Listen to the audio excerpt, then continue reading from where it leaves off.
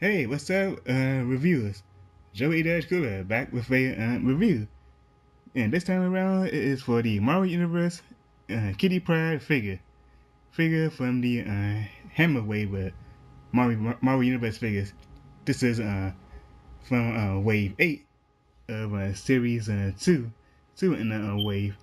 Figure number 17, by the way, just to add that in before I leave anything out in this little review. But of course, here's the card itself.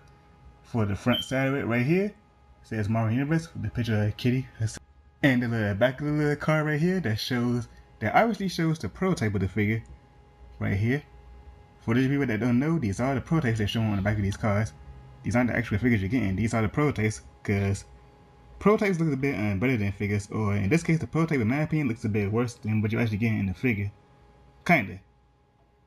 Other figures in the way besides Kitty, it's the chaser of this little wave, which is the Archangel, the AIM Soldier, and the Havoc. And only Havoc and Archangel are the only ones they made variants of, by the way, too. In this little wave right here, these are the only variants you can find around and look for. But Archangel is the chaser of this figure set. A little bit of bio. If you can see that on the camera, you can pause and read that if you want to. Now back to the figure itself and before I get into start with this review, I want to thank my boy Clownfire for hooking me up with this figure right here because like I said before in my last video about the Dark Phoenix and Psychos review, he's a very good guy, so check him out if you want to buy figures or do trades with him or something like that. So check out Clownfire, really good guy, really good, decent guy.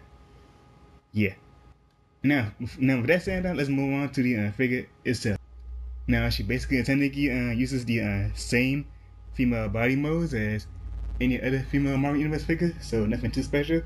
The only difference is with female figures, or if any figures, basically period, the only difference is the head, and that's the one thing you can get. That's the one thing you can give people credit for, is that they're not reusing the same heads and putting them on different colors, because we are getting different heads for Marvel figures universe, anyways. But now let's go on over to the articulation. And she has basically the same articulation as female figures. So, anyway, she has a little ball joint in the neck, which can rotate 360 degrees around. The hair is made out of soft rubber material plastic, just like any other female Marvel Universe figure.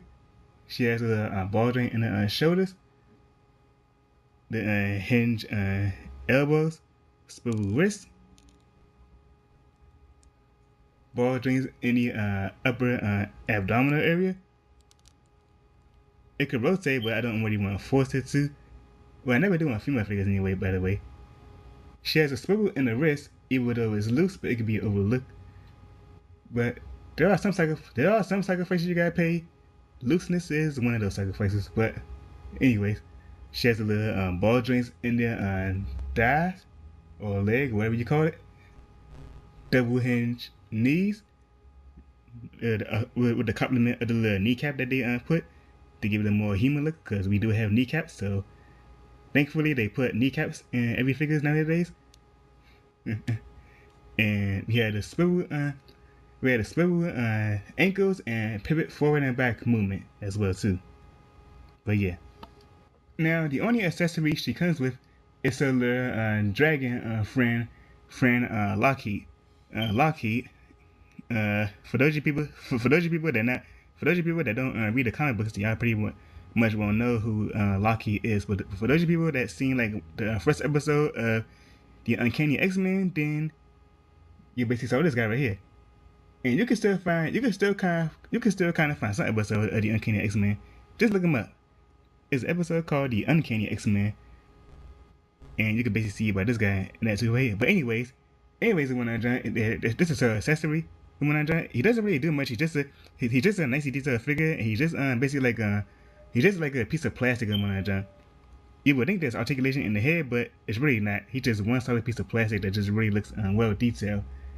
He got a whole lot of washes to him, and that's about it. But yeah, and like all Hammer Wave figures, you get the little name, get the little nameplate right here, which says the name Kitty Pryde.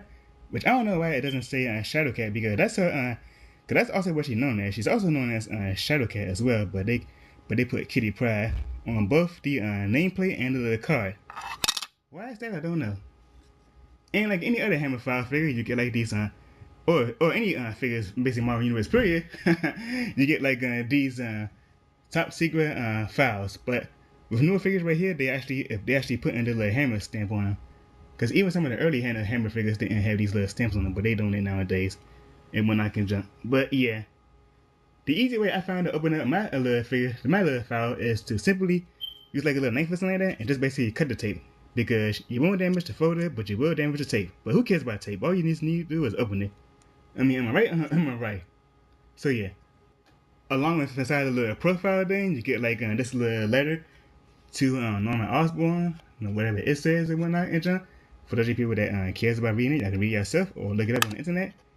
And her little Superhuman Registration Act that actually says Catherine Kitty Pryde. You may not can see it right here, but it actually says Catherine, which is actually her real name. Pretty shocking to me when I found that out myself too by looking at his cards. I found out that her actual name is Catherine Pryde. But yeah. But everything else you can read up for yourself. And the back of the card that shows the same thing you get on the card itself. But yeah. Now here's my usual recommended this figure and when I get junk. And well, if you can find it in the stores, definitely pick it up and when I get junk, because my stores don't sell Marvel Universe figures, basic entirety and generally. I check. Because I check. Been checking for weeks. And they ain't getting no Marvel Universe figures in none of my stores. But anyways, thanks for watching this review on Marvel Universe Kitty Pryde, and with that, I will check you guys out later. Comment, rate, and once again, I'm not forcing anyone to subscribe, so subscribe if you want to. Remember, I'm not forcing anyone to subscribe.